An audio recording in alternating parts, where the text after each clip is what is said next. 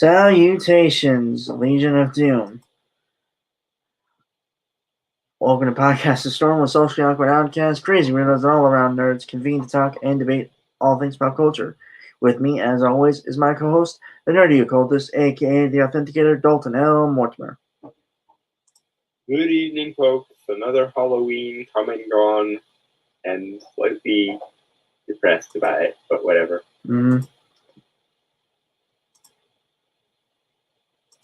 Right.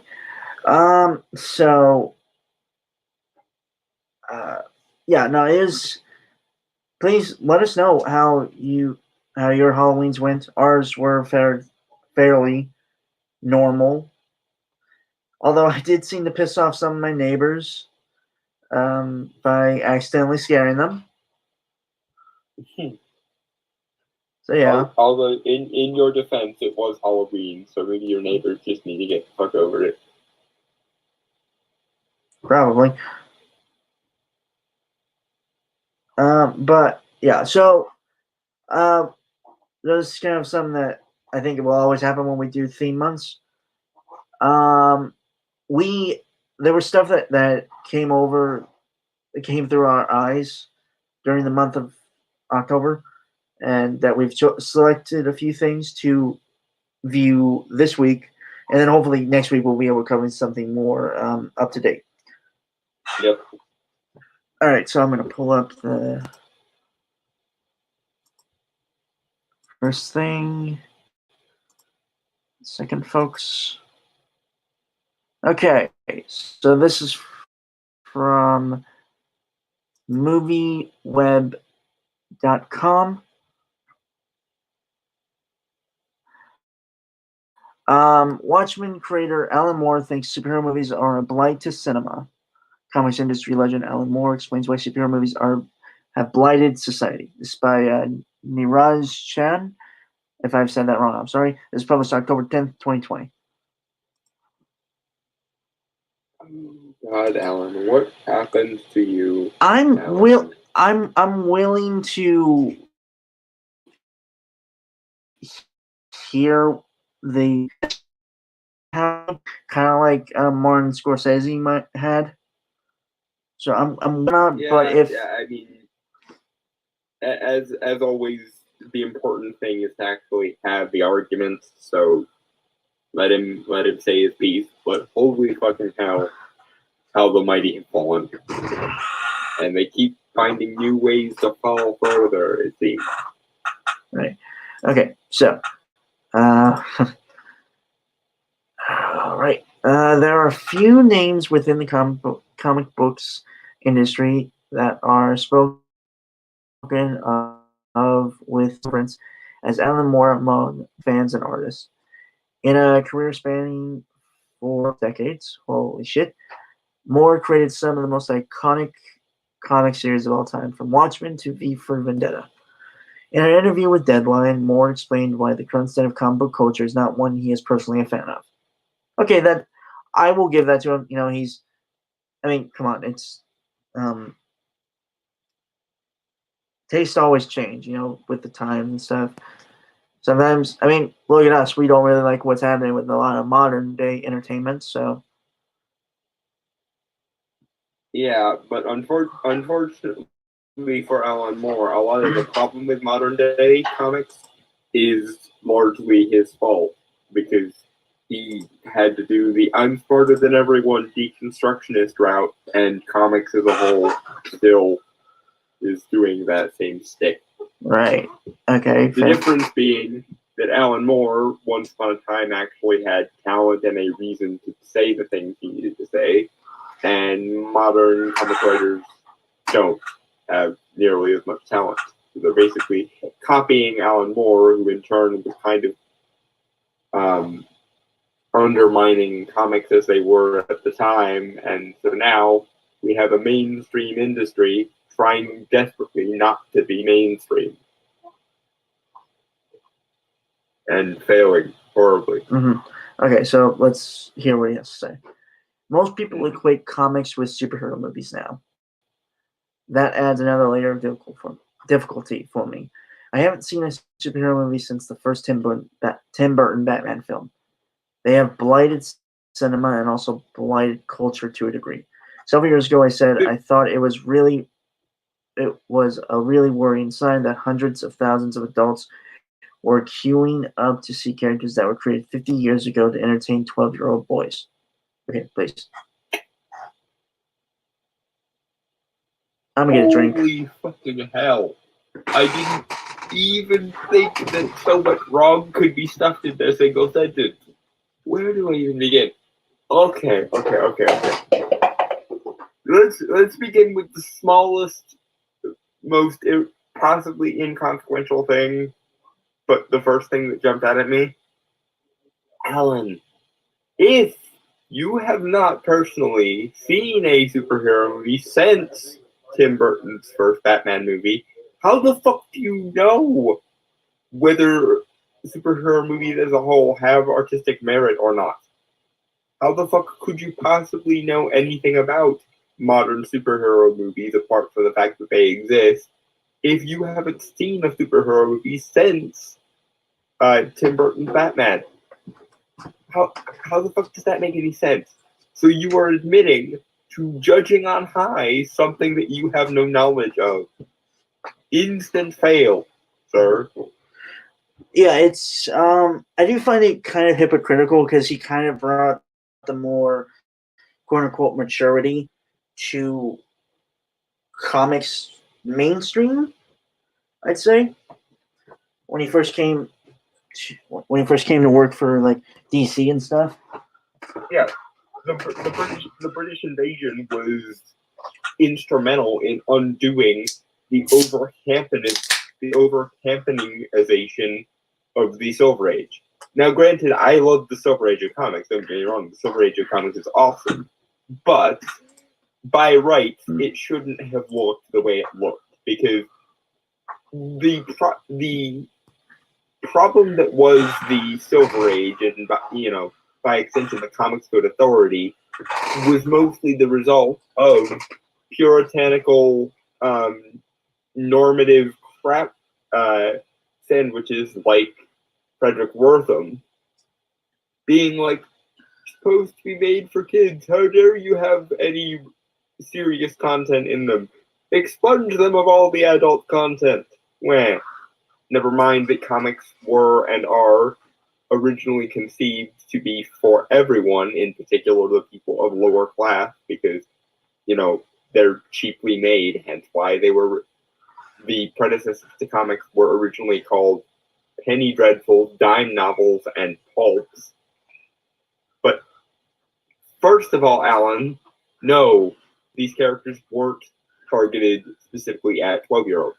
They were targeted at what you would consider the lowest denominator, and because children are included in the subset of everyone in the lowest common denominator, children could also enjoy comics. That doesn't mean that comics were for children or that the characters in them were for children.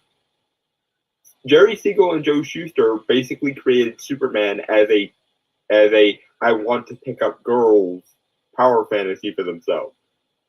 And they threw in bits of Jewish folklore and fucking science fiction, like high concept science fiction. What part of that screams for children? Batman is a takeoff. Literally, his pulps murdered people. So you yourself, Alan, are perpetuating a stereotype that should have died with Frederick Wortham, as far as I'm concerned.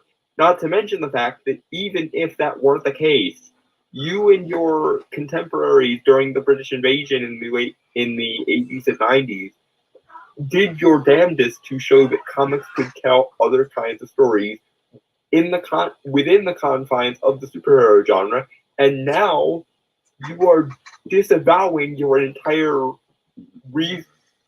Like, you're undermining the entire reason why your opinion on this subject even matters, Alan. Because you, for some reason, hate your own past work, and you can't see the value in your own past work. Well, I've got news for you, Alan. The author can only ever be so important to a given intellectual property, which means that no matter how much you might despise your own work, if other people can find the value in it, that value continues to exist regardless of whether you want it to or not. No matter what stupid straw man of adulthood you've allowed to infect your brain. So, moving forward. Mm-hmm. That seemed to speaks to some kind of longing to escape from the complexities of the modern world and go back to a nostalgic, remembered childhood. That seemed dangerous. It was infantilizing the population.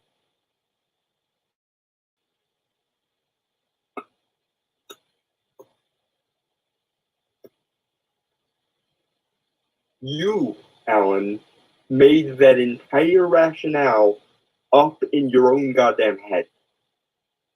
Because as we just went over, comics and their predecessors, pulps and Penny Dreadfuls and dime novels, were originally targeted at everyone as a whole, but in particular those with lower economic statuses, which is why they were often made using cheap, pulpy paper.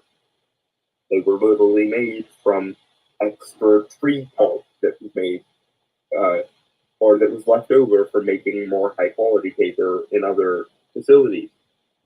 But regardless of that, you just assumed the motives of your entire reader base.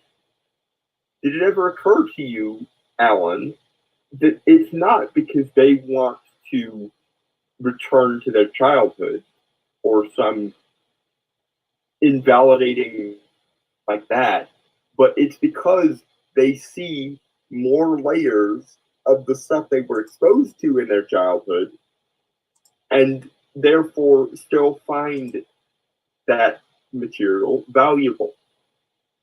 I've used this example a few times, but if I show a child a movie that is considered a massive cultural touchstone, like Casablanca or Citizen Kane, do I then have to completely prevent them from ever watching it in their adulthood because it's something they were first exposed to in their childhood?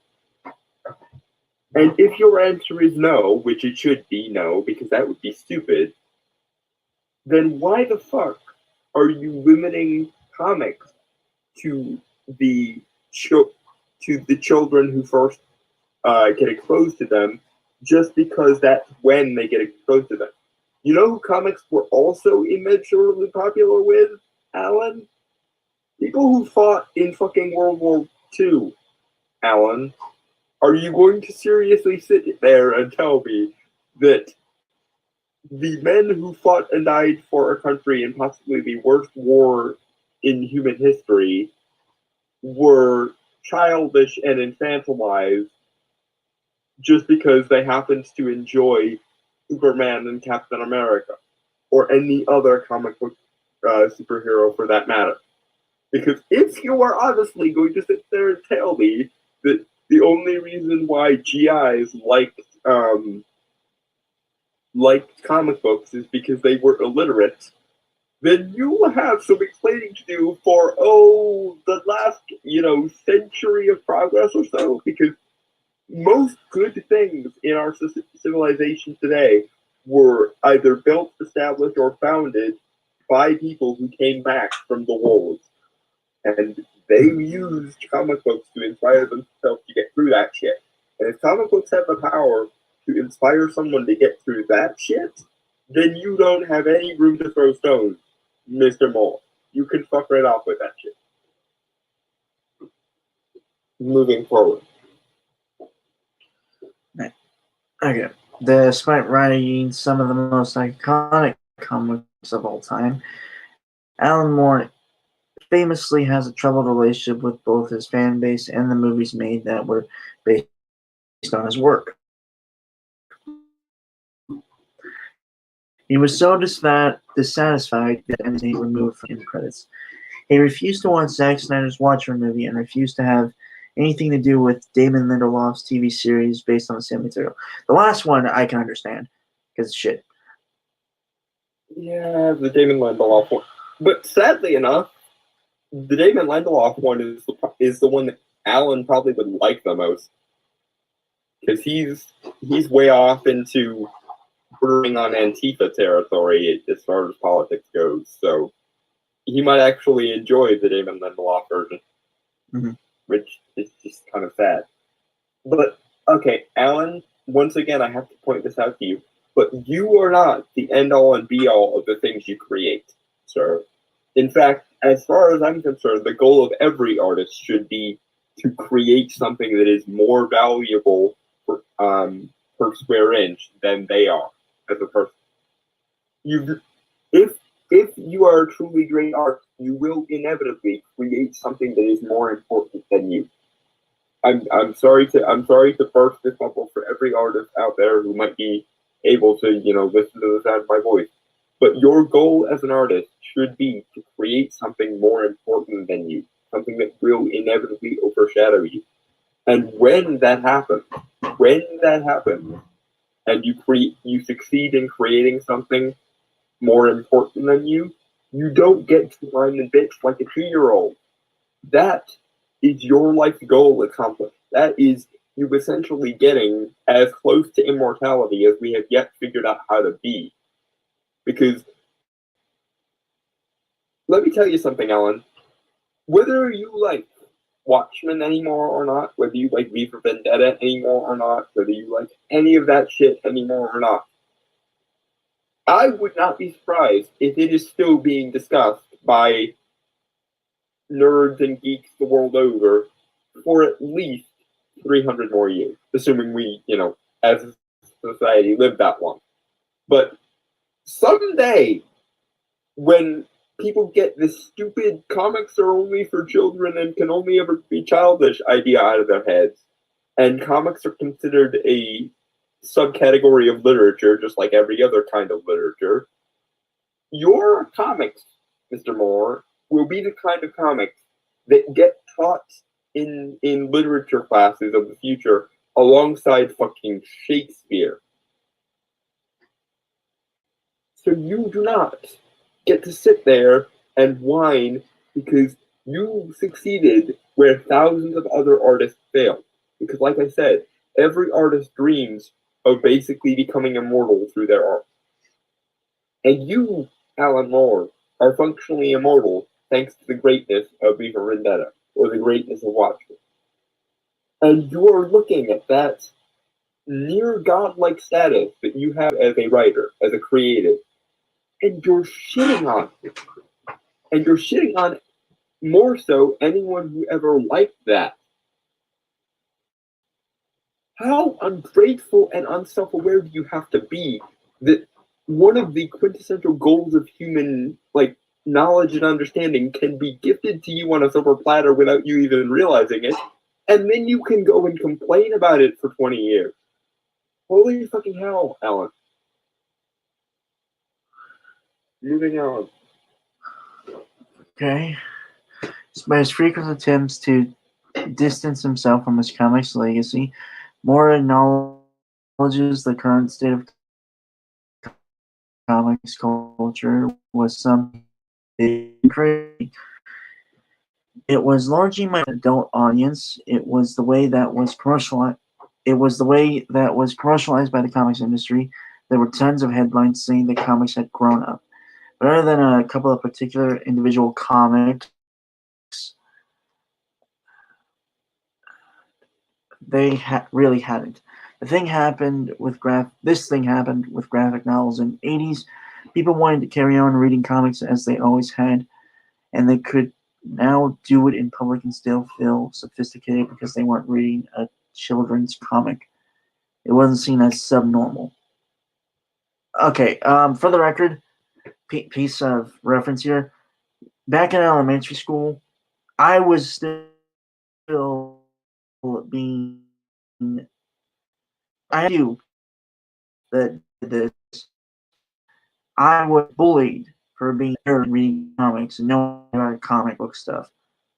I still get shit today, but that's more in a joking manner with my friends. But I incredibly have to disagree with this. it was more shown that there were other mediums to tell stories. I would believe that would be what happened. Yeah. Okay. And okay, how do I even want to? I mean, there's so many different layers of wrong. It's hard to pick which one to grab and yank. Okay. First of all, as we just went over there, comics were originally targeted at everyone. Literally everyone who could conceivably afford a comic book was welcome to appreciate the awesomeness of comic books. So much so that even mental patients could enjoy comic books.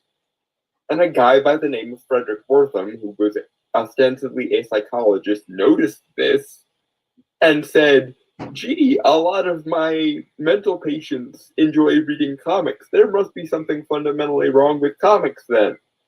And then he proceeded to censor the living fuck out of comics and or ask other people to censor comics. And this was what resulted in the comics are for kids notion. Before Frederick Wortham, comics were for everyone. And after Frederick Wortham, comics were once again for everyone. There was only a brief period that was externally enforced on comics from outside the medium itself, where comics were specifically targeted at children. But even during this period, everyone at some level who liked comics or were predisposed to liking comics read comics. That included adults. I can almost guarantee you that included adults. And then you and your ilk came along and fixed, at least partially, what Frederick Wortham broke. But because Frederick Wortham and his ilk had gotten into people's heads for the last decade or so, there was still this arbitrary, stupid notion of comics only being for kids. Which was a mistake, do you see, Alan? So it doesn't matter what the media writ large said about your comics or anyone else in the British Invasion comics being more grown up. Because those people were being deliberate idiots then as well. Because comics were always, quote unquote, grown up, because comics were always universal.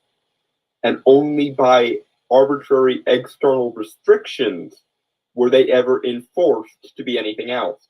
And even then, the writers and creatives in the industry were smart enough and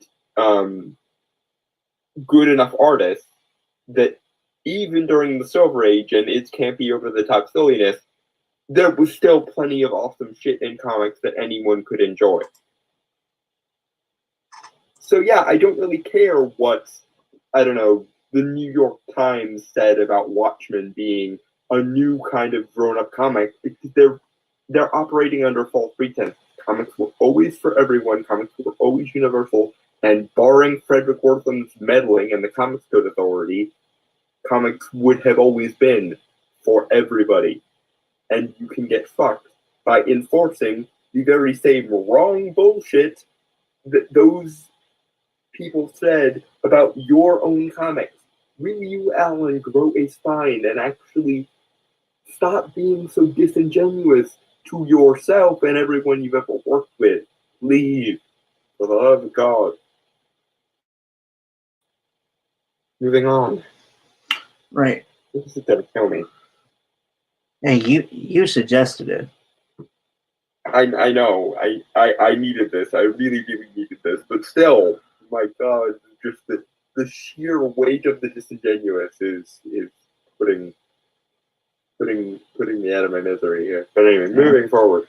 You didn't get the huge advances in adult comic books that I was thinking we might have, as witnessed by the endless superhero films.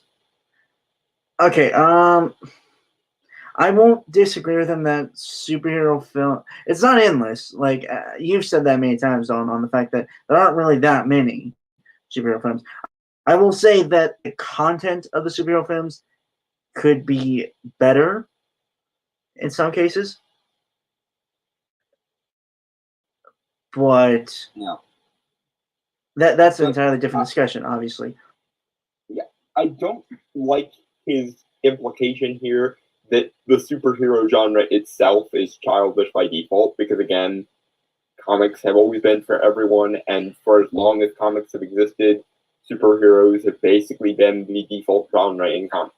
I know there were other comics, and there are other genres in comics, and so on and so forth, but even some of the ones that don't directly fit into the superhero mold, like a Conan or an Elric of Belzebene or so on, at least skirt sort of the edge of what's typically referred to as genre fiction, which sort of ties directly into the superhero genre. Because this is the really great thing about the superhero genre, and why I'm really sick of having to defend against all these strawmans of the superhero genre every 5 minutes.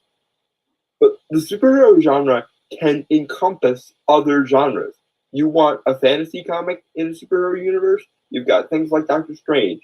You want something that's sort of halfway stuck between fantasy and sci-fi? You've got The Eternal, where you've got most of Jack Kirby's entire oeuvre.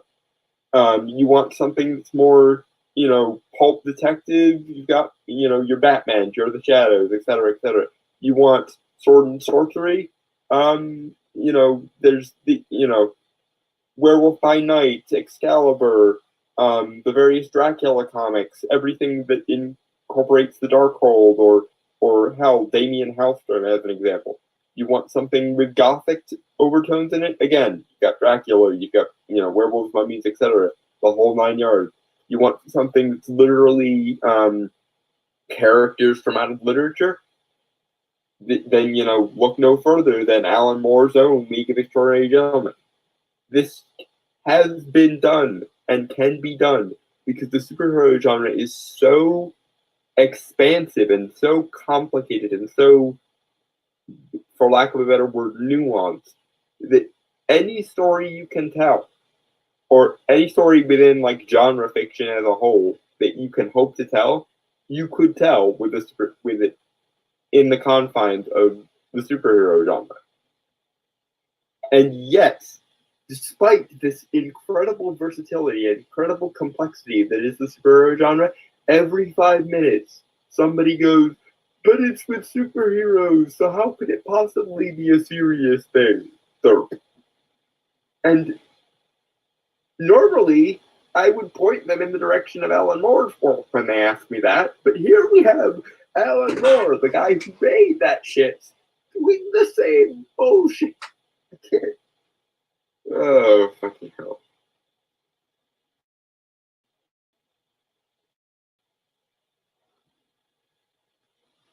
Moving on. Mm-hmm. Okay, some sections of fans might be outraged to discover that Moore seems to share many of the same opinions as Martin Scorsese. He landed himself in hot water with the comic book movie fandom last year when he compared superhero films to theme park rides and insisted they were not real cinema. Okay, and we covered that as well. Yes.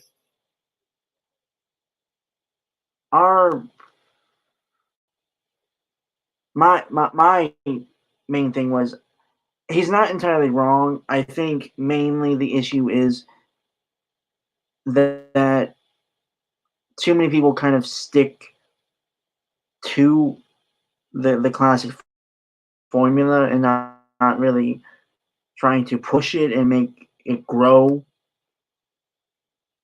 Yeah.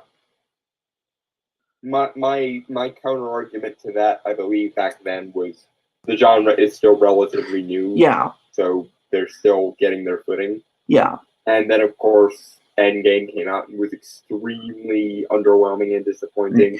But I still hold out hope that the genre is still relatively new on the scene, and therefore they're still getting the. I guess the best way to put this is you have to define what the rules are before you can go ahead and break the rules. Mm-hmm. And we're still in the process of defining where the limits of the superhero genre are.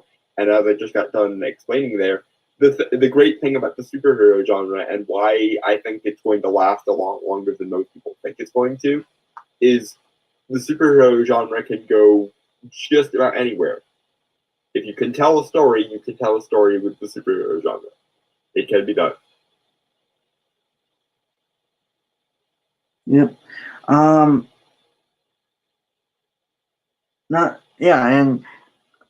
Martin Scorsese at least has that. He's not completely trashing superhero movies. He's just saying that they do lack a certain finesse and cinematic. Because I've said this so many times, and mainly with just modern movies in general, but most of the time they don't look like actual movies. They don't look cinematic, you know? Yeah, which I think is less to blame the superhero genre for, and more to just blame the people in Hollywood for forgetting how to do their job correctly. Yeah, or willfully just choosing not to do their job correctly. Yeah, but the main issue, like with Alan Moore and Martin Scorsese, is just the fact that Martin Scorsese does have a point. Well,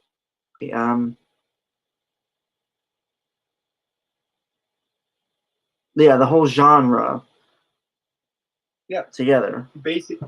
Basically, an entire paradigm, a paradigm that he helped to create, and because I honestly think it's partly guilt on his part, because he, for some reason, believes every negative strawman stereotype of every comic book fan ever, and cannot conceive of those stereotypes being wrong. So he feels like by creating things like Watchmen and V for Vendetta, he was enabling bad people, or he was enabling a bad corpus of ideas. And I'm sorry, Alan, but the people you don't like are still human and still valid and still, sapient beings with their own minds and wills. So no matter how much you think comic book fans are icky for whatever reason, unless you actually have an argument and can defend your standards, or at least even define your standards, that would be a good start. When people come to you with well-reasoned arguments to the contrary, you can't just go, "You're invalid because I decree that you're invalid," especially not if you're going to shun the legacy that would actually give you some say-so in that regard. Because if you, as Alan Moore, creator of Watchmen, V for Vendetta, Swamp Thing, etc., say something, a certain proportion of the fandom is going to listen to you just because they really, really like your work. Because, again, the value of art often comes from the art itself, not from the artist necessarily. And in my opinion, that should be the goal of every artist. But if you are then going to turn around and disavow everything you've ever done that people actually like, if you're going to say, that doesn't represent me, or I find that to be invalid, then a bunch of people who think that your art is more valuable than you, as it should be, if you're doing it correctly, are going to say, well, if you, Alan Moore, don't like your own work, then you are wrong, and your art is still worthwhile. Because again, good art transcends the value of the people that make it. And you appear to have lucked into this state of affairs, Alan, and now are bitching like a 2-year-old. You were basically given the artistic equivalent of the Holy Grail, and now you're whining because the Holy Grail isn't shiny enough, or the people who gave it to you weren't the grand aristocracy you wish they were. And in that case, Alan, then on the behalf of the entire comic book fandom and everyone who has ever liked your work and finds your disingenuousness annoying, fuck you, Alan. You are not more important than the things you created. And thank God for that. because the things you created, whether you like them or not, will last the test of time, assuming we have a civilization at the end of the next few centuries. But you, Alan, will be remembered as the man who was the unintentional vessel for great stories and actively and disingenuously shunned. His status is essentially a artistic prophet. And that's just sad. If there's a greater tragedy than that, or a greater cautionary tale than that for artists, I don't know one. When you're lucky enough to create something beautiful, try not to spend the rest of your life crapping all over it. Please. Moving forward. Mm-hmm. The fact is, while you can be a fan of an artist for creating a work of art you admire, whether it was more with Batman killing Joker killing Joke, misspelling there, or Scorsese with Raging Bull, it is also human nature to bristle at the thought of the same artist telling you how you should or should not be enjoying a piece of art based on your age or gender. At the end of the day, Moore's opinions are his own and based on his own experiences after more than 4 decades of experience with comics culture. That's the end of the article. Yeah. And as I said, your art is more important than you. It is the blessing and curse of every artist that the art they create is inevitably more important than they are. And just because you create a thing doesn't mean you understand everything there is to know about that thing, which means there is more meaning in something like Watchmen or V for Vendetta than you personally decided to put there. And so much the better. How boring would it be if the only meaning that we were ever allowed to see in art were the stuff that you deliberately had to put there? That would be a zero-sum or often a negative-sum game, because some artists get it in their head that they can completely ignore subtext or meanings in the art that they didn't know was there to begin with. And some artists, to their credit, are smart enough to know when the masses see something that they don't see, like the guy who wrote the book Who Framed Roger Rabbit, watched the movie and went, actually, that's a better ending. I'm going to rewrite this and make a better story out of it. That is how a proper artist deals with criticism. He takes whatever parts of the criticism are valid and incorporates them. You, Alan, are throwing the artistic equivalent of a tantrum, and you're expecting anyone to give a shit about it, even though you're undermining the value of your own work at the same time. And yeah, no. Especially not now, because it's going to be the 5th of November in a few days, and I'm going to be watching V for Vendetta again, as I do every year.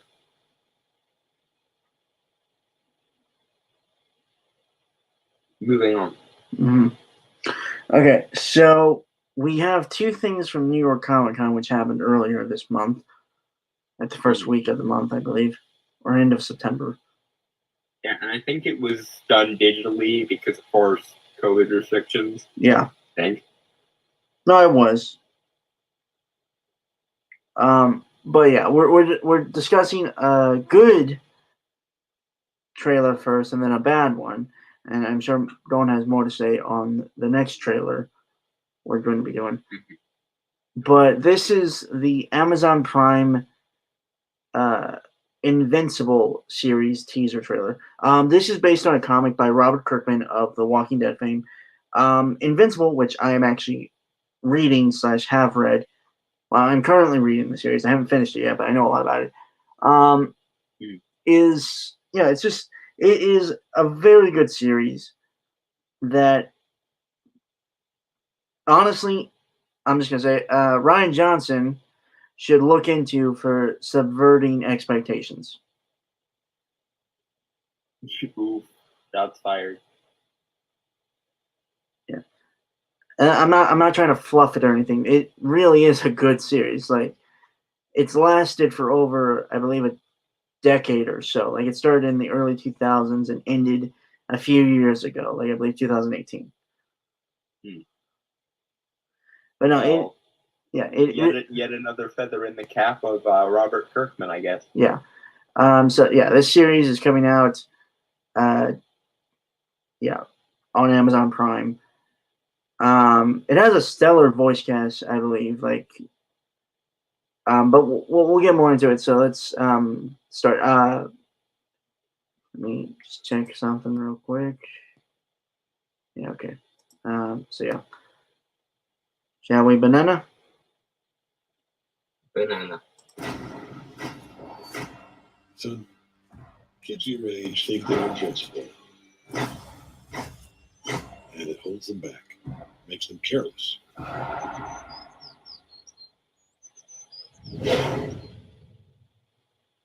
You hear it? I did. Were you nervous? A little.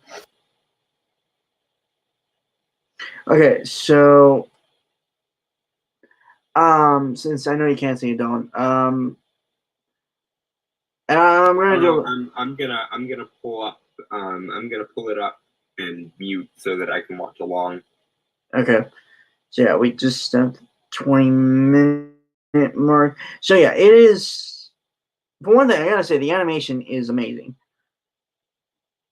It looks. It's just I've gotten so used to the last decade of just shitty animation. This just looks really good. Like, it matches the comic style. Sorry, say that again. I was having to deal with some audio issues. What Right. happened? Well, I was gonna say, like, I like the animation, like the art style a lot. One thing, it looks a lot like the comics, and also I just gotten so used to shitty art style from a lot of different animated shows over the last decade that this is a breath. This is a breath of fresh air because there seems to be a lot of effort and care. Yeah, put into. honestly, in the same way that comics post the speculator boom were saved by the British invasion, I think the animation industry needs a Japanese invasion because they need to take as many cues as possible from anime style. All right. Okay, so I'm gonna pull up the voice cast because I think I know like a couple of the people in this. Mm-hmm.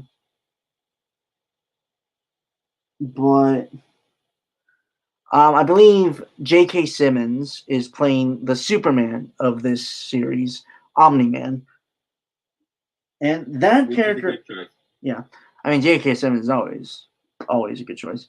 Yeah, J.K. Simmons is always a win, basically. Okay, but okay, yeah, it's J.K. Simmons and Stephen Yeun, who played Glenn, and also Keith from Voltron Legendary Defender is playing in Mark Grayson, Invincible. Oh, holy shit! They got Mark Hamill in this.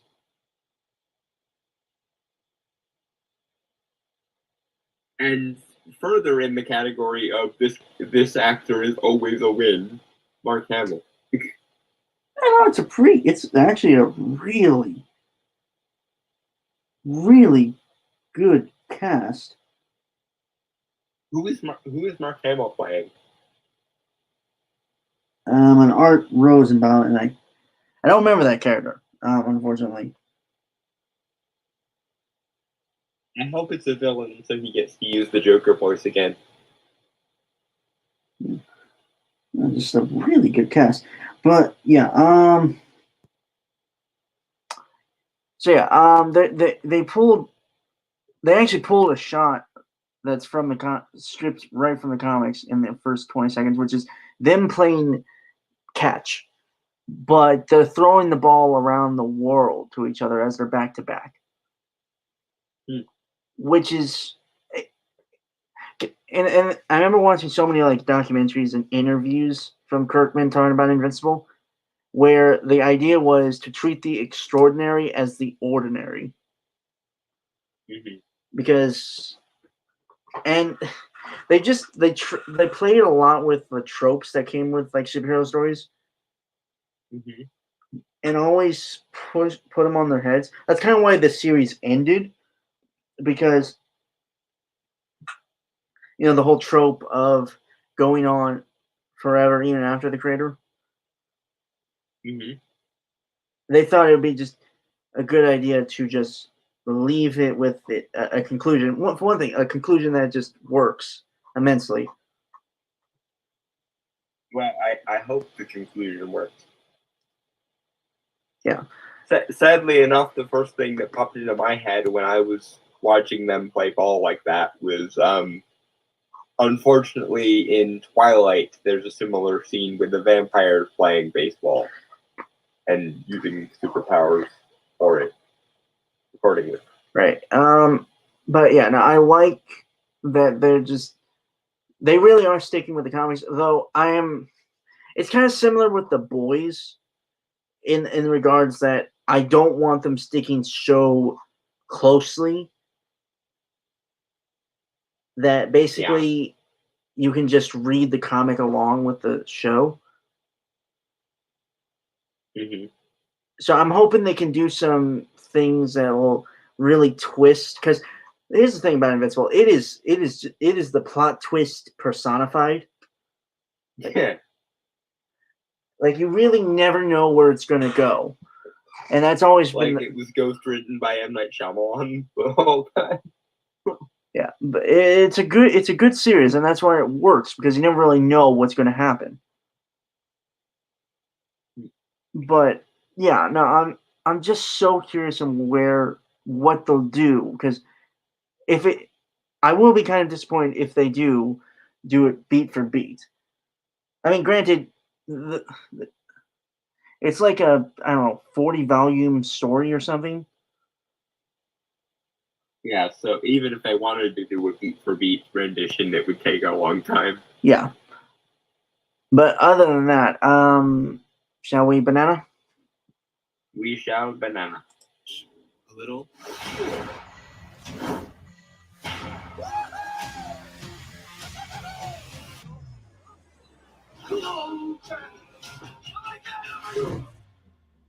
I can do this.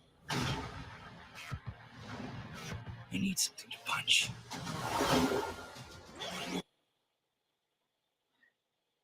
Yeah, I mean, I got really nothing to say. I mean, like, it looks comic book like. I mean, like, I wish some colors were more vibrant, because it's both animation and also it's based off a comic book that actually has very vibrant colors and stuff. But right.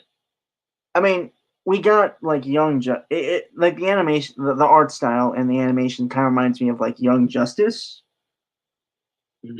and that works.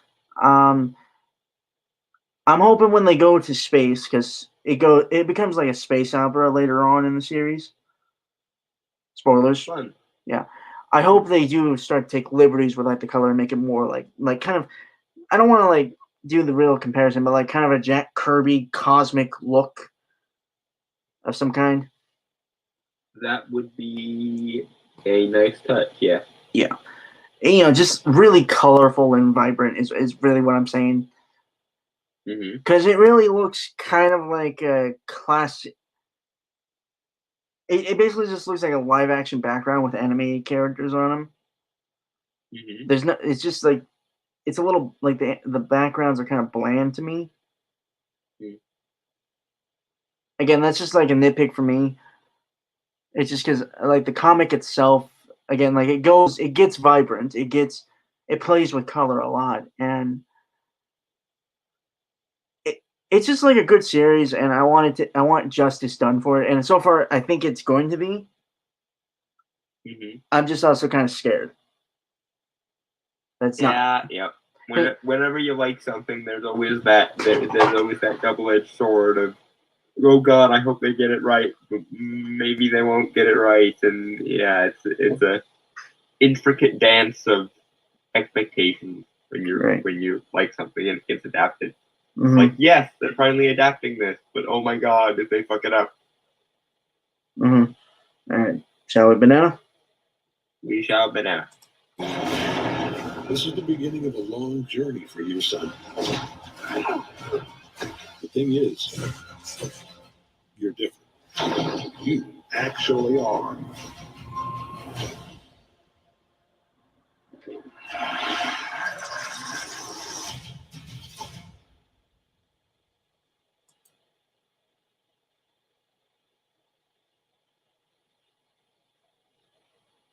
Yeah, so I got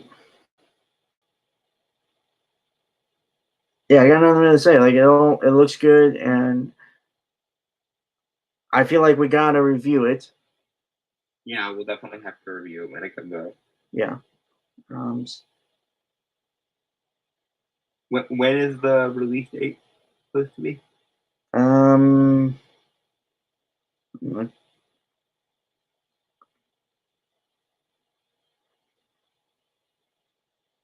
This says 2021.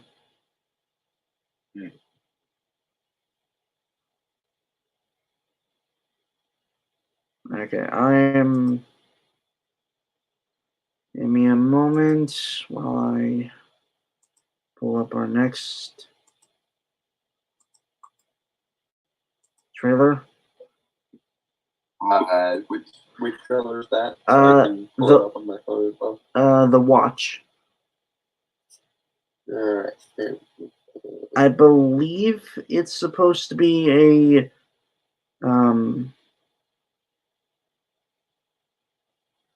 it's like based on a Terry Pratchett's.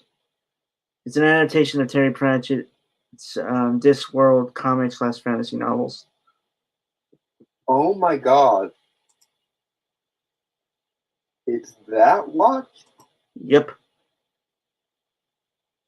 Okay, I feel as though I'm gonna need to rip this one a new asshole. Oh my god. Okay, give me 1 second to like pull everything up. Yeah, I figured you'd want to. I absolutely adore Terry Pratchett's Discworld. Yes, it's very tongue-in-cheek, yes, it's very funny, but it's also very intelligent, and it whether Sir Terry would ever know it or not, he actually got things right, which is funny because Terry Pratchett was always a very virulent anti-theist, and like a militant atheist most of his life. So I think he was trying to make a system where, like, if magic actually made sense and worked, this is how it works. And it just sort of accidentally stumbles on a lot of ways that it actually does work because his would you like to? The magic was a straw man to begin with, and when you make a steel man of a straw man, then you end up getting something that's approximating the real deal. Okay. Would you like to give a quick background before we continue on the Watch / Discworld series, or preferably just the Watch? Okay. Yeah, because there's like 5 different sub-series in Discworld, so if I was going to go into the entirety of Discworld, we would be here all day. The Watch is actually one I'm less familiar with, because it's not quite as fantasy heavy as some of the other Discworld series are. But the short version is on the Discworld there is a city by the name of Ankh-Morpork, which is like the archetypical big city of every fantasy or like Victorian novel ever. And the obviously they have an equivalent of like constables or policemen, and that's the Watch. The problem, of course, being, as with everything in this world, the Watch is controlled by incompetent, overly rigid bureaucracy, and Ankh-Morpork kind of sucks because it also it's an archetype of everything good about a major city, but also everything bad or stupid about a major city is turned up to 11. To the point there's literally a guild for thieves and assassins. So an assassin could literally charge you for your own assassination if you resist him assassinating you too long, for example. Like there's a surcharge for resisting your own assassination, and you have to pay the Assassin's Guild.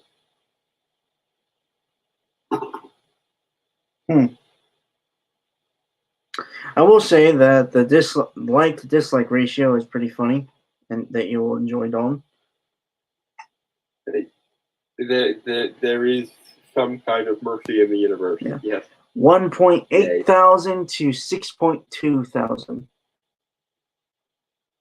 Yeah, this is going to hurt, but I'm going to get my own back by yelling at it. I have a feeling. Okay. And I did see that one of Sir Terry's, I think it was his daughter, said that the watch had almost nothing. This version of the watch had almost nothing to do with her father's vision. So, if one of his family members is coming out and disowning this, I'm not going to enjoy this. I'm not going to enjoy this at all. But at least I'll get enjoyment out of ripping it a new one.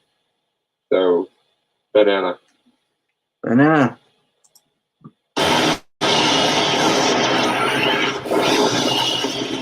The sudden appearance of this creature is most likely to be magical from what we vibes. You will officially cease to pursue any further inquiries. You have the right. Okay. It's weird. Like, I think if it was like an original thing, I think it would work. Like, I'm getting the Brooklyn Nine-Nine vibes, kind of. Yeah, sort of. And Terry Pratchett's world is super hard to describe because it's such like if you knew Discworld, you could pick out something that was very Discworld like in like 5 seconds because it is such a unique thing. But describing Discworld to someone who's not heard of Discworld is really, really hard. Or who doesn't have a point of reference for Discworld is really, really hard. So the premise basically is the basic premise of all of Terry Pratchett's satires and things is in a similar way to what we were just discussing with Invincible. What if very over-the-top supernatural things had to play by very mundane and almost banal rules? Like, what if magic and everything was treated like something so mundane as to be annoying almost? And everything, in the same way that society degrades just because of people's general laziness and apathy towards it, so too do mysterious or supernatural things kind of degrade and become background noise because of people's general apathy towards it. And what I'm seeing here is too much of an action-oriented vibe. And it's not like there's never any action in this world, but even the most action-heavy moments in this world are very, very tongue-in-cheek. And part of the Watch's characters, from what little I know of the Watch series, which isn't much, is that they are all sort of every member of the Watch is sort of weirdly eccentric in their own right. I'd have to actually go and look up the characters of the watch to provide proper examples, because like I said, this is my exact area. But the point is of the watch is they're all supposed to be kind of comedically mismatched to their jobs, and yet they all make it work somehow anyway. Because one of the quote unquote rules of this world is 1 in a million chances turn out 9 times out of 10. So, like, if something is incredibly unlikely to happen under normal circumstances, in Discworld, it's a common occurrence. Because Discworld is run by narrative logic, mostly. So, like, literally, the laws of storytelling are tantamount to the laws of physics on the Discworld. To the point that death is a recurring character just because the forces of narrative magic on Discworld decreed that death should be a person that people could interact with.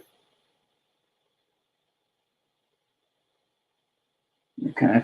Discworld is so awesome, and yet this looks so bad.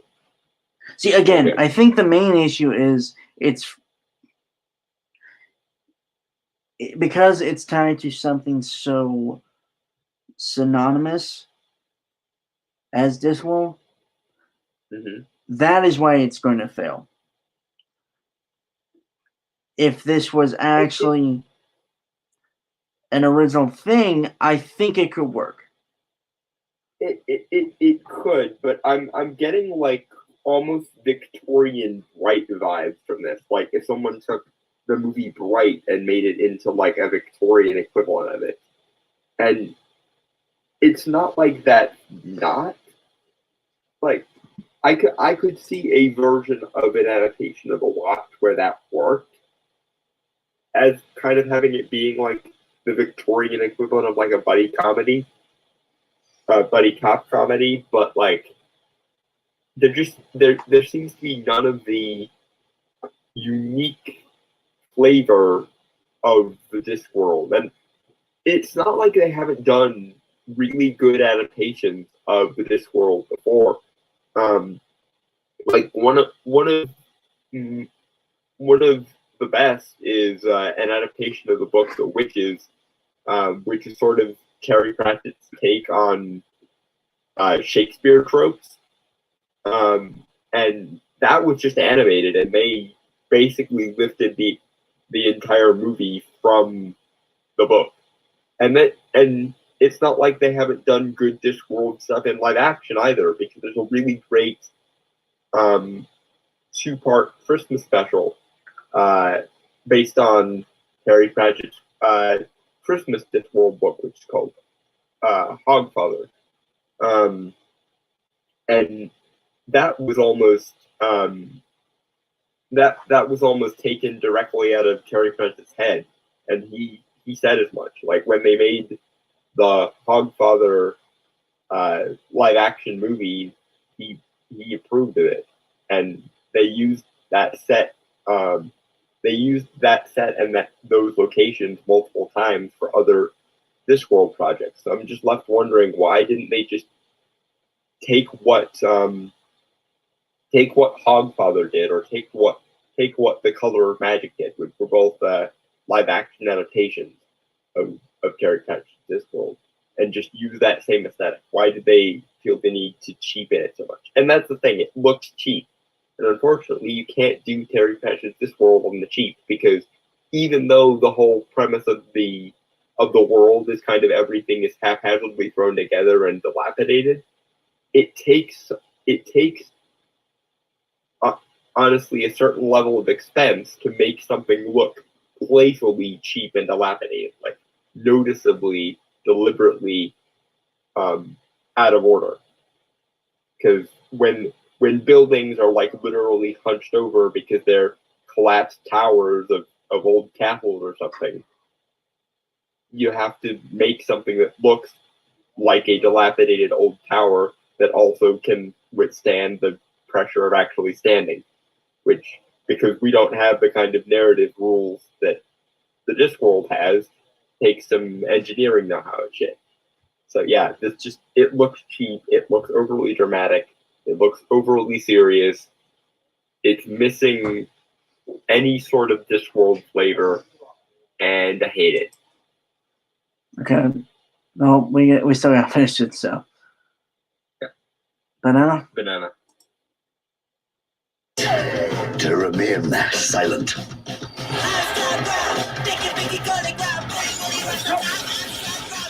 Is this one of those situations where you want me to do the exact opposite of what you just told me to do? I don't know, Vimes. Is it?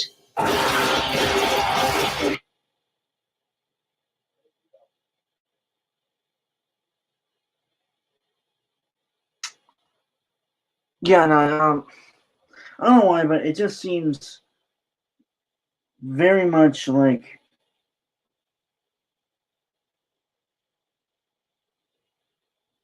kind of like that whole.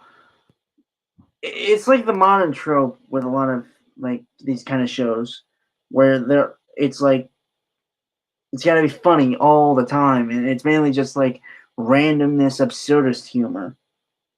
Yeah, pause for laughter because reasons.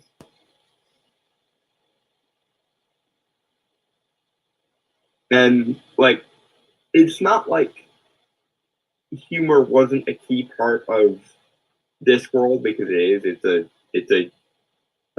It's essentially a satire or parody of the fantasy genre most times. But the way it's done in Discworld is very serious situations become very very overly dramatic situations become overly mundane, and very overly mundane things often end up being more significant than you would think they're going to be. Because again, it's basically like if Joseph Campbell designed a universe. If every law of like standard narrative causality ran the universe, that's what you would end up with is Discworld. Because like 1 in a million shots turn out 9 times out of 10. The characters who are the most eccentric always end up being the most important to any plot. The over-the-top magical things that happen are treated by the witches and wizards that do them as just a humdrum, everyday sort of job they have to do. There's literally a principle in the case of the witches of Discworld, where a lot of the power of their magical items comes from the fact that everyone expects a witch to have them. So oftentimes, the reason why a witch can fly is because everyone knows it's a witch's broomstick that she's using. Or the reason why a witch wears a pointed hat is because she knows everyone expects a witch to wear a pointed hat. So essentially, by playing into people's expectations, they sort of bend reality around themselves. It's actually a really awesome principle. And yeah, I don't see any of that. All I see is cliche like British sitcom jokes. Which is weird because I've seen some episodes of British sitcoms, and more often than not, they're actually pretty funny. Even more funny than American sitcoms. Yeah, they usually are, but it's modern British humor. So yeah, we're in post BBC era where everything has to be or everything has to try and be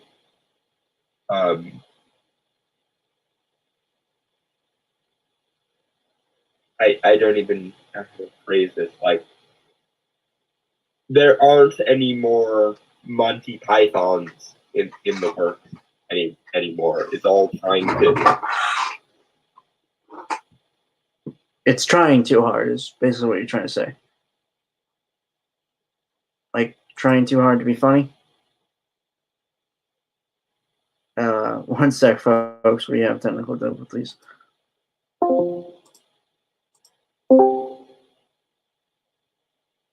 Hello?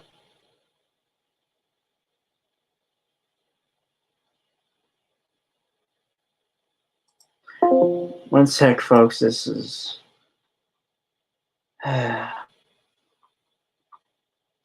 happens when we're on Discord for like 3 hours.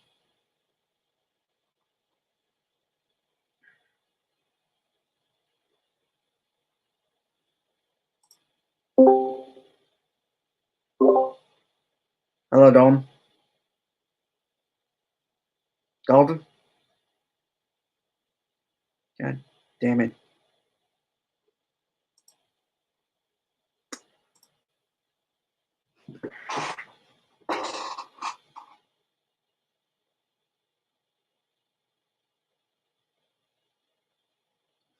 One sec. One sec, folks.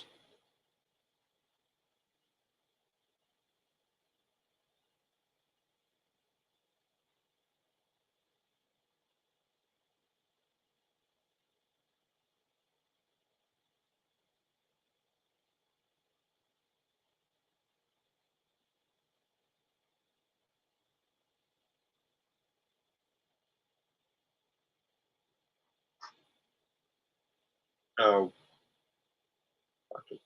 Wait, I can hear you now, Dalton. okay, crap.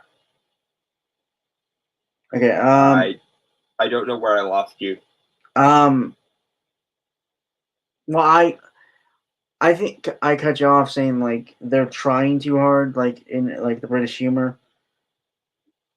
Yeah, they're trying to do what they think American comedy is, or what Americans think the. It reminds me a lot of like Freeberg and Seltzer movies, almost like epic movie or disaster movie. I think is kind of what they're trying to do. It's almost like Tyler Perry, but without the black culture stuff. And yeah, it doesn't work. And nothing. If you hadn't told me that this was a Discworld related thing, I would not know, because there's almost nothing in here that screams Discworld. Like, Death isn't there and he shows up all the time. We don't see Unseen University, which is like the main landmark of Ankh-Morpork. We don't see the Assassin's Guild or have to deal with their fees or anything. Like, there's nothing Discworldy here. And granted, my knowledge of Discworld is mostly to do with the magic users, which there are plenty of in Discworld, but the watch doesn't really touch on them very much. So I might just be completely off base on the watch, but judging by the fan reaction to this, I don't think I'm that far off base. All right. And I'm just gonna say, like, even on its own, like, since I don't really have that much knowledge on this, I would honestly have to say I don't. I think it is going to be bad. Like, it's only going to get like one season or series, I believe, in England. It's called. And I'm gonna have to send you some better Discworld stuff, just so. Well, I've seen like clips and stuff. Like, I've seen the Hogfather thing. Actually, like, I watched the special on YouTube last year. Mm-hmm. Like, I have a familiarity with Discworld. I'm just not like an avid. I'm not like an avid. Yeah, I'm not like an avid like fan. But you understand what I mean about the aesthetic being completely different. Yeah, it just seemed for some reason I'm getting like a cyberpunk kind of fantasy urban style story. Yeah, I don't know. Yeah, I don't know why they didn't just take the aesthetic from like Hogfather or Color of Magic and just copy it over. Yeah, they did like, a really good job with both of those. In those, I'm getting, yeah, in those those specials, I'm getting more like kind of a Victorian like a Victorian London kind of style. So Mhm. I mean, it had its quirks, obviously, but you could tell what it is. I'm just. It just feels like it's like this mismatch here that it's not working so well. Is the thing. Yeah, it's just nothing here is registering as Discworldy. And honestly, of all the, and I'm not gonna badmouth the watch because every Discworld book is great. I've read enough of them that I can say with absolute certainty that every Discworld book is great. But why did they start with the watch? I wonder. Like what made them go, the watch is the Discworld series we should go with. Like, honestly, especially given the we need to force the women's into everything approach in this day and age, I would have gone with the witches first because it's literally about how awesome, like, homespun folk wisdom of women can be. Maybe they're actually trying to make a series and just kind of made the step of not going fully into Discworld, like the weirdness of it. Yeah, maybe. I mean, Color of Magic was already adapted, and that was the first. That was the first Discworld book. So, and again, I must ask, why didn't you just set it in the same universe as the live action Discworld adaptations that already exist? Granted, you won't be able to get Christopher Lee back. Christopher Lee is kind of famous for playing death in almost every Really? time he shows up. Yeah. I never noticed. I legitimately never noticed that voice. He didn't play him in Hogfather. That was somebody else. Oh, okay. He wasn't available, but Well, I watched the animated stuff too, and I didn't know. Huh. yeah, he played him in Soul Music. He played him in The Witches. He played him in Color of Magic and its sequel book that I can't remember the name of, and the adaptation of the sequel book that I can't remember the name of. Basically, like 9 times out of 10, when you hear Death talking in a Discworld adaptation, it's Christopher Lee. So it'll be a bit sad to have a version of Discworld's Death that's not Christopher Lee, but hey, they swapped him out in Hogfather, and that guy did a pretty good job too. So Yeah. I'm not complaining. All right. Want to finish this? Yeah. All right. Banana. Banana. If we are going to die, let's tie with our boots on, shall we?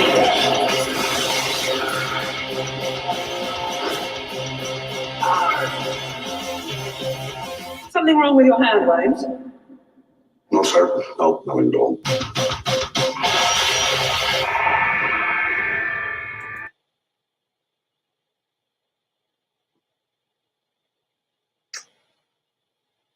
I don't know why, but I'm also getting like a punk kind of vibe from this, and like an edgelord kind of punk that's just cringy.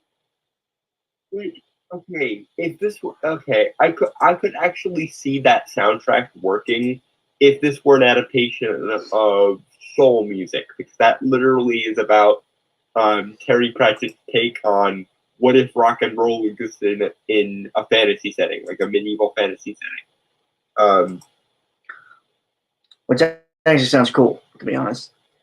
But like, and the hilarious the hilarious thing about rock music in the Discworld is the reason why it's called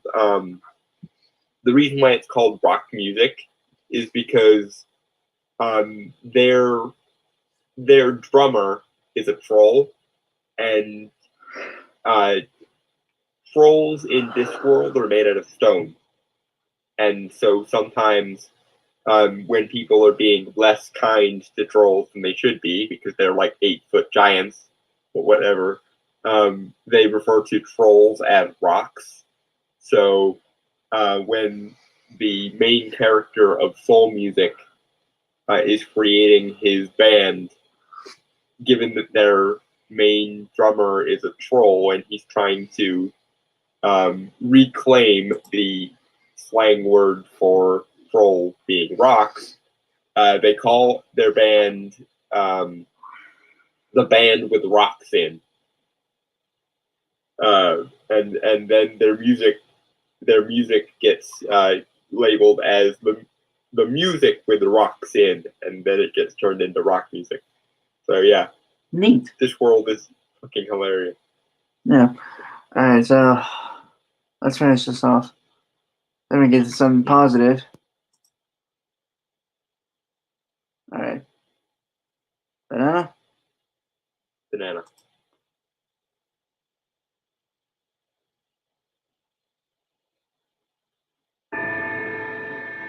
Only true lovers can hear Wayne. But I'm not. Oh, no lovers it. We're colleagues. And really good friends. Turn it down, Carrot.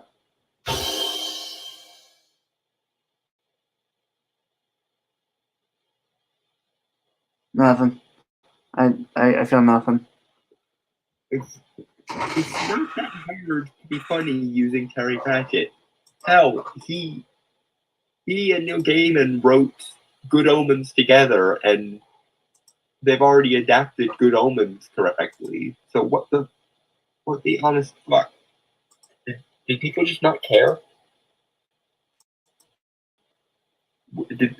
Were they trying to make a quick buck off of Terry Pratchett's Discworld? Because that might be more disgusting than anything else. If you're going to do Discworld, do it right. Right. Especially because most other adaptations of Discworld have done it either right or semi-right. There's literally no excuse. You're not the first adaptation of Discworld. Other people have figured out how to do it better in animation and in live action. So all you really needed to do was just copy their homework. Just take whatever worked in the other ones and do it over again. It's not that hard. Okay. To make it that hard. Right. Pain. Okay. So, moving on to a more, I'd say, lighter and more optic thing from that shit show. So Gendy Tartakovsky's Unicorn Warriors Eternal Land series order at HBO Max and Cartoon Network. Primal and Samurai Jack creator Gendy Tartakovsky is bringing his all-ages animated series Unicorn Warriors Eternal to HBO Max and Cartoon Network. This by Tim Adams is published 4 days ago. I legitimately just heard about this like a few days ago, and it actually legitimately intrigued me, mainly because it's Gendy Tartakovsky. I mean, the man can make Adam Sandler tolerable. He can do anything. Yeah. I'm honestly, I think really where I started to get into his work was Symbionic Titan, which was a very short-lived series, and honestly, I hate that it got fucked over. Like it got canceled after one season, which was a very good season, by the way. Yeah, but it didn't move the merchandise, so off to the cutting. Also, it was like in 2010, right? Like when it came out in 2010. And that was kind of like when action cartoons started to die out, unfortunately. Yeah. So yeah. And they need a revival. They really, really fucking need a revival. Fun fact, you can actually get and find Symbionic Titan on Netflix. I have it in my list. I haven't watched any of it yet because I've been busy with other things. So yeah, but yeah, no, I heard about this series coming out, and I'm very curious. And if it does come out, whenever it does, I'm sure we'll cover like, at least the first few episodes. For the record, my first exposure to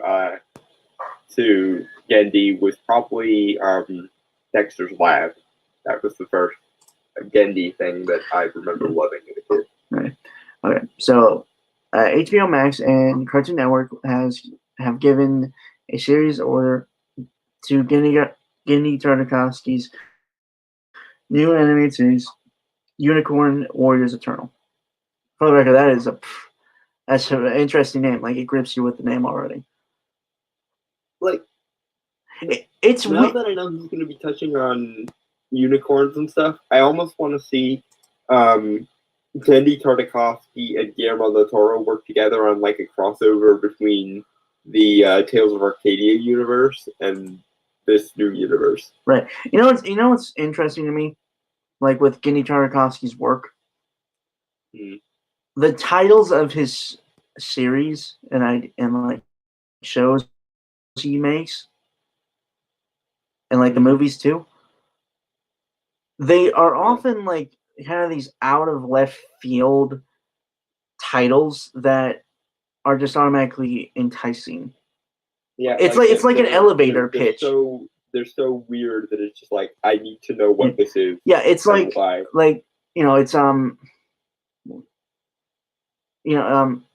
it's like an elevator pitch with just the title. That it works so well.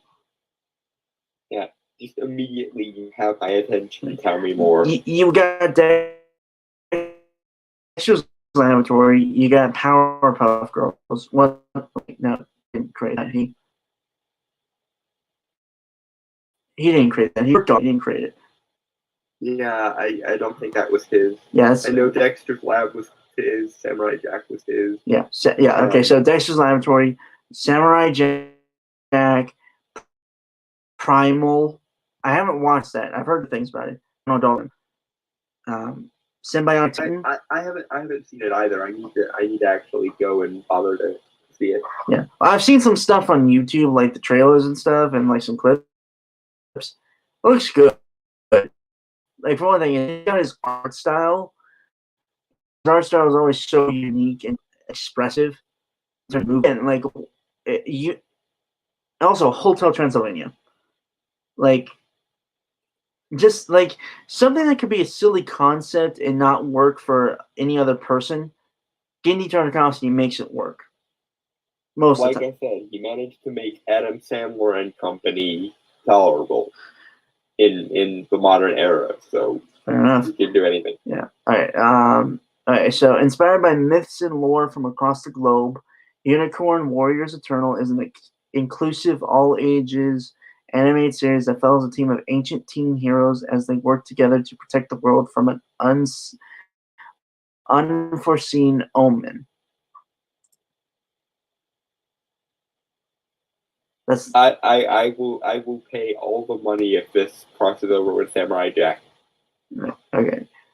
Well, if the unforeseen evil force is another variation on Haiku, I will love every second of this. Okay, so welcoming Genndy back to Cartoon Network and now HBO Max was the perfect opportunity to introduce a new generation of fans to his visionary work in this one-of-a-kind series that offers something for everyone in the family, said Todd Ashjamin. And if I said that name wrong, I'm sorry. President, Warner Brothers, Global Kids, Young Adults, and Classics.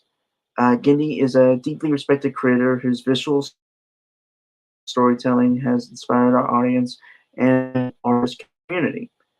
We are honored to go on the next episode with him. My main with Genndy is he unfortunately hasn't been given like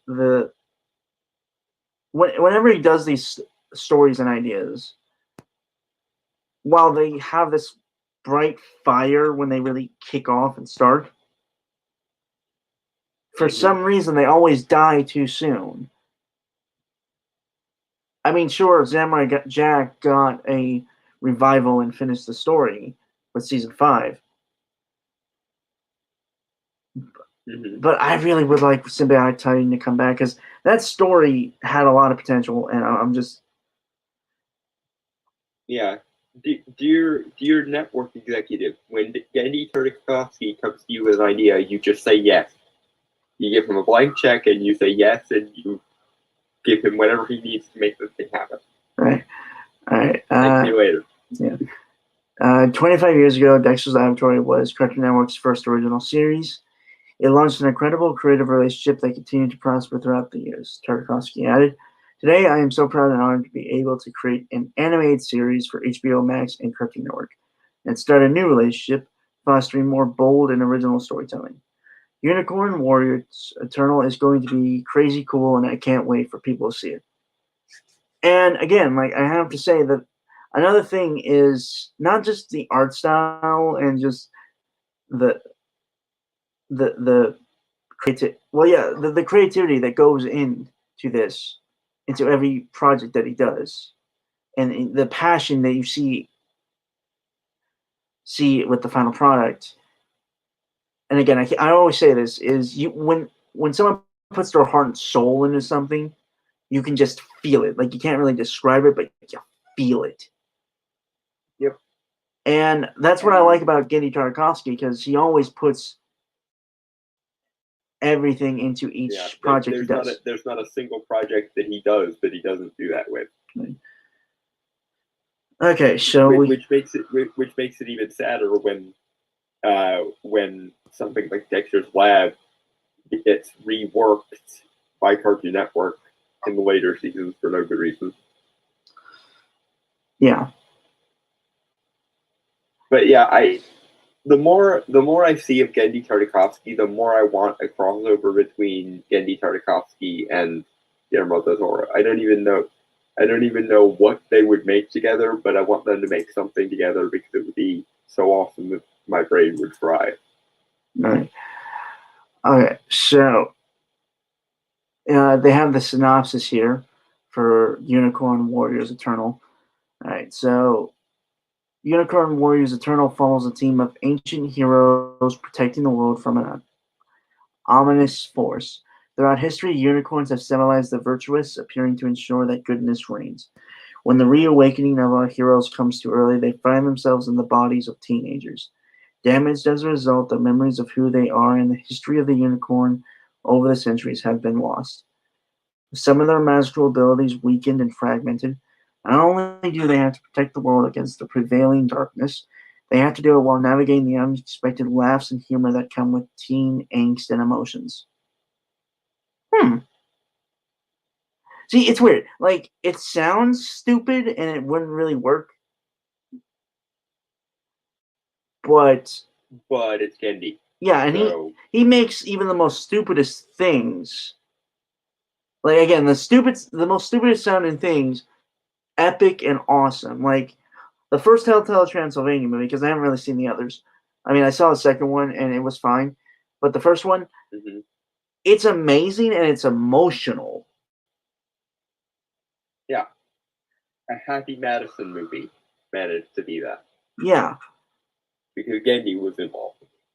And Sin Bionic Titan, which I think is just a love letter to the mecha genre by Genndy. It's emotional, and I mean it's it's a classic teenage fish out of water story, but it still works. Wasn't My Life as a Teenage Robot also Genndy? Genndy too. I don't think so. I think the art style was similar, but I don't think it was Genndy. Oh. I mean, he could have worked on it, but I don't know if he was the original creator. But yeah, no. I like the idea, and also Dalton, because you're like a lore nerd. I think you when you would watch the series, you'd be trying to figure out who the characters are, since it says that they're like heroes from history. Yeah, I'm definitely going to be spending all of the time fan theorizing. Hey, you can do that for your channel then. I don't know if I'll do that. Well, it'll depend on how much I like the show. Right.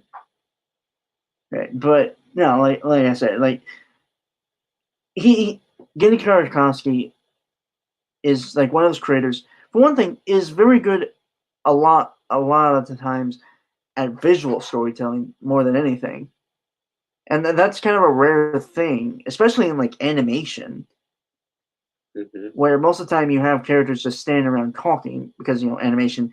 Let's be honest, animation is very tough to do. Yeah.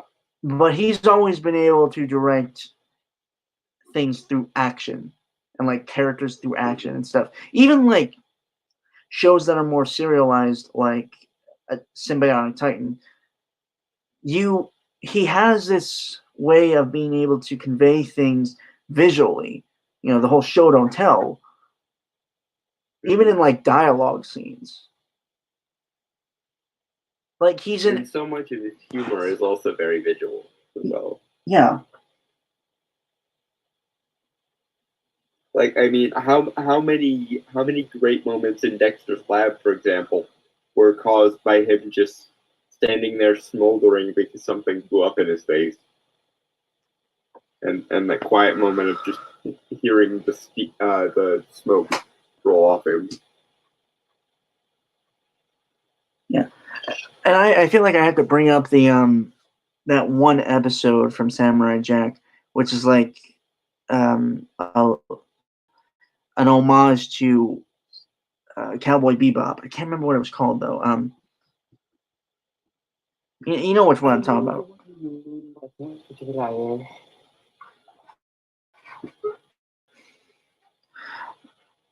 Yeah, it's just like I'm gonna be he was a director. He would have gone down as one of the best directors in history. I mean, I'm sure he is even now. Yeah. And honestly, if anyone ever decides to do a live action adaptation of Genndy Tartakovsky's work, I want Del Toro to be the guy that does it. Because honestly, I think their visual styles would work really well together. Yeah. Especially like converting over.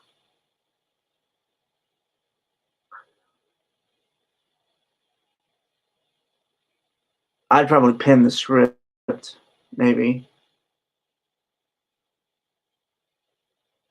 I want to see Del Toro's take on Aku now that I put that idea in my head. I want a Samurai Jack movie in live action, and I want Guillermo del Toro to do it. Who would you cast as Jack? Because mainly you just have to have someone who could do the action and also be able to. Donnie probably would be my first choice. Honestly, a part of me thinks I'd go with like an unnamed one.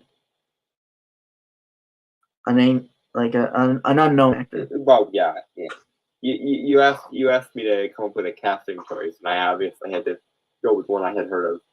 Yeah. So yeah, Donnie Yen would probably be my first choice, and I would have actually I'm gonna be a little bit unorthodox here, and I want Jackie Chan as the voice of Aku. Huh. Because unfortunately, we now live in a world that is Mako-less, and yeah.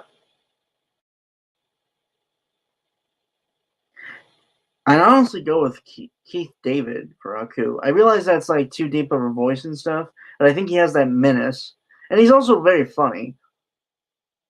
Well, yeah, but there's a weird, almost wisdom to Aku thanks to it being voiced by Mako. So you kind of have to. I went with Jackie Chan because Jackie Chan is getting old enough now where he can almost pull off the wise old Asian feel to him. And honestly, their voices aren't so dissimilar. Plus, we know that Jackie Chan can do comedic as well, and Aku does need to be funny in his way, so there's that. Yeah.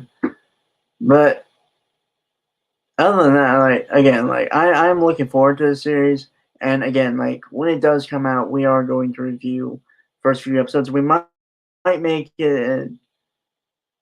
We might review it if and when, because I'm very certain it will get a continuing seasons. It had something better. Oh yeah, no, I do not want this ending up like Symbiotic Titan. Like, I'm still so sore about that. Mm-hmm. It's like Firefly to me. Uh-huh. You know, like But believe me, dude, I get it. I'm still mad they didn't give Matt Ryan a Constantine show back. yeah, that's your Firefly. Well, also Firefly, because I, Yeah. like everyone else who hasn't seen Firefly, is like, what the fuck, guys? Yeah. Also, Sleepy Hollow, because it was supposed to have 7 seasons and it only got 4, because fuck you. hmm But yeah, no, I'm looking forward to Unicorn Warriors Eternal. Jesus Christ, I cannot not. That is just a really fucking interesting title. Yeah, yep. Somebody turned the epic-o-meter up to 11. I think they have a dark elf in the in the group. That's fun. Maybe he'll be Loki. And it turned out to be Loki. I want it known for posterity that I'm calling it here. If he turns out not to be Loki, then I take no blame. But if he turns out to actually be Loki, as far as like the legacy of the heroes goes, I'm taking all the credit for calling it accidentally. Well, it could also be a vampire because he's wearing red. Good. Yeah. Yeah, he's wearing red. And he has pointy ears and like his skin's kind of a blue. I think it like a purplish. Yeah, I don't know. With Gendy in a fantasy setting, you can almost never tell because like Gendy can pull literally anything out of his ass and make it work. Yeah. So I'm not going to second guess Gendy here. All right.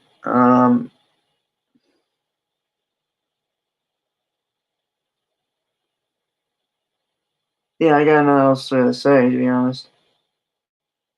Yeah. Unfortunately, I do think we're gonna have to save our last thing for next week, man, because Yeah, probably. I think I'm about ready to pass out from just. Yeah, oddly enough, I'm getting there too. So yeah. Right. So yeah. Comic recommendations because we haven't done that for like a month. We have not. Even though we should, honestly, we should have recommended like horror comics and stuff last time. But, Well, to be fair, I haven't really read any horror comics lately, so. okay, well, I will recommend Tales from the Crypt, which is like the quintessential horror anthology series, and they're awesome. I will also recommend a series called Freaky, which is another sort of horror anthology that's semi-comedic about it. And because I am the biggest fan in the world of Michael Dougherty's Trick or Treat, I must mention that there are Trick or Treat comics. They are also written by Michael Dougherty, and they are awesome. Mm-hmm. So, yeah, there's that. Also The Crow, because I know Brainstormer would be mad at himself for letting me forget The Crow if I actually forgot The Crow. Actually, I didn't. I forgot about the Crow myself. Actually, For shame. I'm tired. Okay, I spent most of the night last night trying to scare people. I'm exhausted. Anyway, Allow me to get out the world's smallest violin. Considering that that's one of the things that you enjoy the most doing. yeah, but something similar. Not in time. It's more gothic than horror, but Sandman. Always Sandman. Yeah, always Sandman. I will also recommend Spawn. It's been a while since I've recommended Spawn because it is very much horror. Granted, takes a more standard superhero story, but it does delve a lot into horror and mysticism and various things of that nature. I mean, you have a guy who had his flesh burned off and was sent to hell and became a force to fight against both heaven and hell. So. Because fuck all the systems, apparently. Well, no, it's just like he's he's technically a hellspawn, but he's rebelling, but heaven doesn't like him either. So he's kind of caught in the middle. Yeah. Yeah. Hence the almost Winchester trademark "fuck the pair of you" approach. Yep. I will recommend some short films as well, like some favorite horror short films of mine. Specifically, The Jester. It's like a 3-part series, which is really amazing. It's similar to Trick or Treat in a fashion with like the character of the Jester. He's basically like, what if Sam grew into an actual adult character, almost. Yeah. It's very interesting. It is very low budget, and sometimes you can tell that. But other than that, it is very well made, I will say.